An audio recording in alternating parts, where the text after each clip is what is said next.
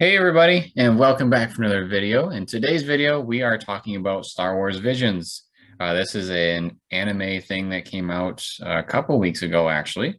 And myself, I'm not necessarily the connoisseur of anime.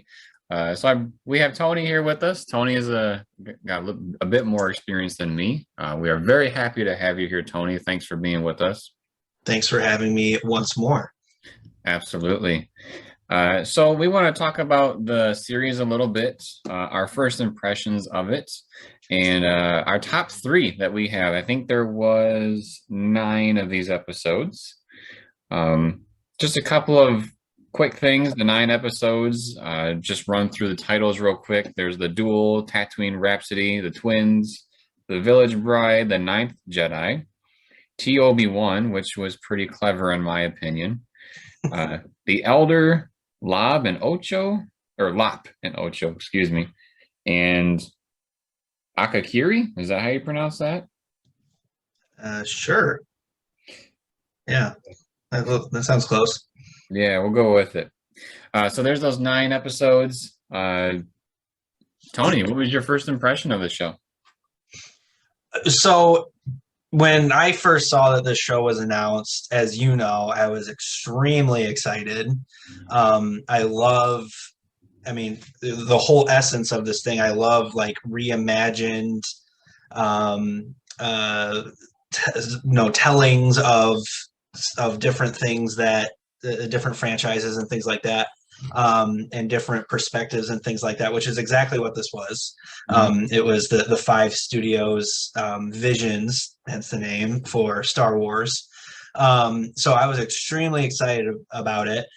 And I enjoyed the series quite thoroughly. Obviously, I think this is for anyone. I enjoyed some more than others, but I at the very least appreciated all of them, because the way I looked at this was it was 9 different love letters to Star Wars, and when you see something that you love be honored in that way, that it makes you feel good and things like that.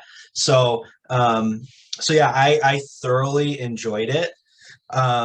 Loved the art direction and the animation and all that stuff. I love how each episode for the most part had their own vision and their own style and their own design. And yeah, I binge watched all 9 of them in basically one go. And I ate them up, and yeah, I was not disappointed. I loved them. Nice, and it was a lot easier to binge watch because they're only what 12 to 20 minutes a piece. Yep. Most of them in the in between there. Um, I totally agree with the whole love letter to Star Wars as well, and that's actually going to play into one of my favorites later on. My first impressions, pretty similar to Tony's. When I heard it was an anime show, I thought it was pretty exciting. One, because I've seen some anime, but not a whole lot, and I've always wanted to try to find a way to get myself to get into a rhythm of maybe watching some anime because it seems like I'll watch one and then bookshelf it for a while. So being able to have this kind of exposure to the different studios that worked on it was great. The different art styles was striking. I like when I saw the first one, the Duel, and that art style, and then it went to the second episode, it was drastically different. So it was really cool to see the difference in the studios. Another first impression was um, I felt the Duel was almost like it seemed more adult themed, just with the way the Mhm. action was portrayed. And then when I got into like a second one, I felt like it came back down to maybe a little bit more of a kid level. So first impressions there was I didn't really know what to expect out of this series. So that I was just kind of super open mind going along with the rest of the episodes, just not expecting anything except for this is something very cool and unique in the Star Wars universe. And so I just tried to enjoy it. The one thing that I thought was a little off-putting at first was that I don't believe these are canon. No, definitely not. But on the flip side of that, I ended up still appreciating them for what they were. It did not hinder my opinion of it. If anything, it kind of uh, made it, I don't know what the word is, strengthened, maybe enhanced. That's the word. It Hmm. kind of enhanced the ability to be open minded of what was going on, and just appreciating the different uh, stories Thanks. they wanted to tell. Yeah. So yeah, that was my first impressions of the show. It kind of was the same impression as going through the show. Unlike Tony, I actually didn't go straight through. I watched a handful at a time just because that was similar to my pace with anime in the past. And I kind of jumped around too, which was interesting. Because I mentioned the style between the Duel and Tatooine Rhapsody was significantly different. It made me wonder because one of the other interesting things about the release was that they released them all at once, and it made me wonder, like, if I had seen the Duel and I was really excited for this series, and then I had to wait a week to see Tatooine Rhapsody, it might have affected that dynamic a little bit of wanting to keep rolling with it, especially after coming off the Bad Batch, where it eventually made me feel stalled. So I think it was really cool to have them all at once, so I didn't have to wait and be like, is it going to be worth it? I can just kind of sit and enjoy it. Yeah, and to your point, not to cut you off, but um, not to say that there isn't, but I really haven't seen or heard anything from the more toxic side of Star Wars fandom about this, like positive or negatively, which I would say is good, a good thing. I'll take that as a victory, because when I first got an idea of, like, when the show was first advertised and when I started watching a few of the episodes, I was like, okay. I was like, I am enjoying these, but I can see some people being like, this isn't Star Wars, blah, blah, blah. Yeah. When what is and isn't Star Wars is completely subjective and there's no objectivity in that. It's just your preference. But I think the best way to experience this is just to hit play and sit back and just open your Star Wars mind and just be accepting of these different takes. You don't have to like you can say, you know what, I don't really feel that take. Like, I think we both agree that like Tatooine Rhapsody probably didn't resonate with us, but I'm sure it resonated with other people, and that's great. So just sit back and just take it in and just be like, man, Star Wars is awesome, and that's the best way I think to experience the show. Yeah, I would totally agree. I wouldn't say that like I didn't like Tatooine Rhapsody because I thought it was a cool take on it. It just the tone of the episodes was drastically different, so it kind of had Yeah. an unpredictability about it. I will, to piggyback off of what you said about what you've heard or haven't heard from the opinions of people. I haven't seen anything publicly like on the internet Right. and stuff bashing, but I will say like a lot of people that I've talked to, they've been kind of the in between slash feeling like I ask my students, and I teach at a college, so they're all adults, and a lot of them felt that it was geared towards kids, and I didn't get that impression as an overall at Mhm. all. My I'm just inferring here. They probably saw the animation and, like, no, Yeah, cartoon, and probably just assumed it was for kids. Um, which that's we have adult animation in the ether today, so I don't know why they jumped right to that, but just a thought. yeah. Yeah, I just wanted to touch on just a couple other things that I had heard because, like I said, I thought it was a positive experience, very positive, especially coming off of the Bad Batch and kind of having a weary feeling about it. If you had to pick a top three, what would your top three episodes be? Maybe not necessarily top three order, but three Yeah, I favorites. can do that. So I think I'm not totally surprised with my top three, because the inspiration for uh, my top three, I think, are also the big inspiration for Star Wars in general, being samurai films, especially Kurosawa films and westerns. So I think because those are the two big influences for George Lucas, I think that is maybe what I gravitate towards the most. So my top three, the first one is The Duel. I thought that was a very strong opening episode. Obviously, it's a Kurosawa movie. The Village Bride is another one of my top three. I thought it was a very emotionally powerful story.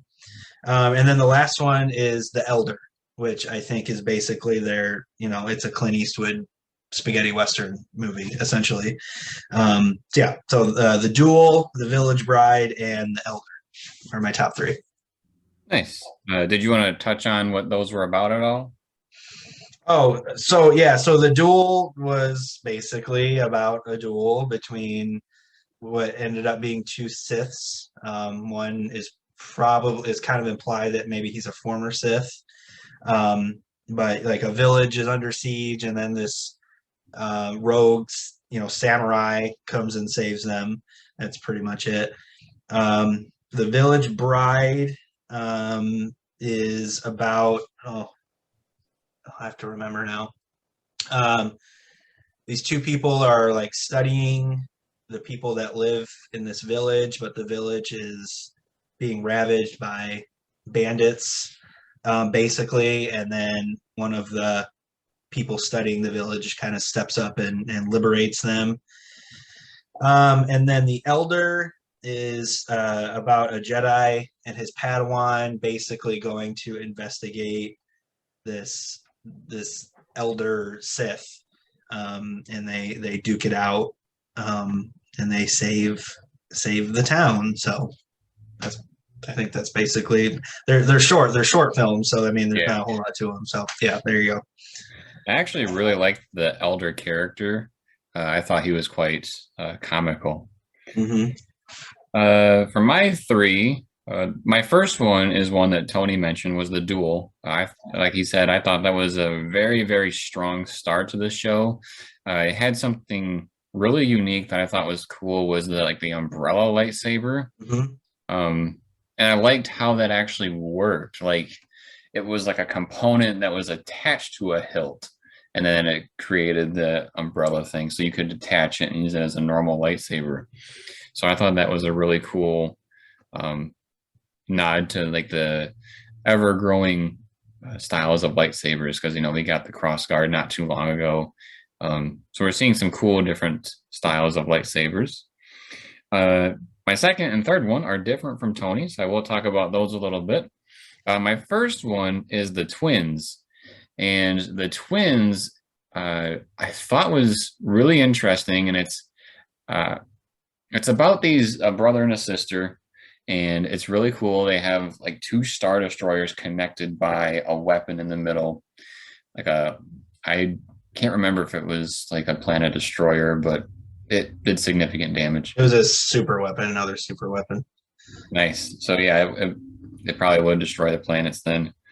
But basically these two are Sith, but we find out that the brother is kind of like Finn from The Force Awakens, where he wants to get away from it. And the sister doesn't really like that. And so they have the conflict between the two. Well, then he had like a vision or something that she was going to be dead or do something that led to her death or something like that. Yeah, and he really wanted her to like listen to him, but she was like powered, right, and just trying to stop anything that he wanted to advise. And they were like made in a lab too, right? Which they were created by the dark side, so that's why they had that connection. Yeah, and I actually want to touch on this one a bit because I don't know if you remember, but when this came out, I had texted you and I had said, hey, there's an episode where I am kind of feeling odd and I can't really explain it because you haven't seen it. Yep. I'll explain it here. So the twins, I felt, was the love letter to The Last Jedi. And I say that because I feel like this brother-sister bond was just like the dyad from Rey and Kylo. Another thing that I didn't feel right about, but I just kind of accepted it because this was an open mind experience, was that they were fighting on Star Destroyers without equipment to like help them be out in space, so to speak. And we saw in The Last Jedi that Leia had, floated away and then floated back to the ship. And I really disliked that when I saw it in The Last Jedi, just because it didn't really make sense to me. When I saw this, I was like, it's an interesting thing that they're doing something that I feel like was critically attacked a little bit in The Last Jedi, but they're going with it. And that wasn't the only thing. The second thing that was kind of like a Last Jedi thing, but was kind of in between, was he like ignited his lightsaber really huge and then did like a hyperdrive thing where he would rip right through the Star Destroyers. And I was like, this really has to be a love letter to The Last Jedi, because it's just all those elements. I thought that too. Yeah, so to a point, I was like, I'm gonna dig it here. I don't know if it quite changes my opinion on The Last Jedi as far as those things, but with it being non-canon and it's just kind of this different approach, I thought it would be all right. It does make me wonder how other people felt about that, if they saw those connections. So that was the reason why I was kind of like, I don't know about this one. But I will say, seeing the two Star Destroyers connected by that super weapon, I thought that was really sweet. And it was representative of the twins being connected. Yeah, I really like that. And also, something that's cool about this show in general, because I feel like a few of them did it, is they really emphasized, well, I shouldn't say emphasize because it wasn't in your face, but that your lightsaber can be different lengths. It's not like a set length. For those of you that don't know, there's a part on the lightsaber that you can adjust so that the blade goes longer or shorter. And then it's basically like a preset whenever you ignite it. So they really played with that idea a handful of times in this show, which was cool to see. My third one was the T-Obi-Wan. And the reason why was because... That one was cute. Yeah, the name gravitated to me immediately. I was like, holy moly, that was really clever. And I just didn't see it coming. Not even when I read the title, it was just oblivious to it. So I really liked seeing that one. It was kind of like in my opinion, like a Pinocchio type story, where he's a robot, but he wants to be a human Jedi. And then the place that they're living at ends up getting attacked. So he's supposed to be the hero of the show. And I thought that was a really cool dynamic. But yeah, those are my three. The Duel, the Twins, and T-Obi-Wan. The other two that Tony mentioned, The Village Bride and The Elder. So definitely hit up those 5 at least if you want to try this show. Was there anything else that you wanted to mention about the show? They made sure to say I have a bad feeling about this in every single episode.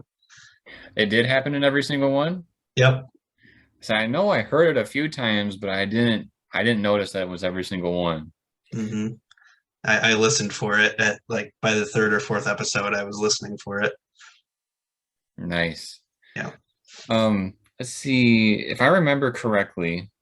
Was it the 9th Jedi where there was like a whole bunch of them, and then like they were convening together, and they were like, if the lightsaber will like emit your personality or something. Yeah, like it's like connected to your soul or whatever.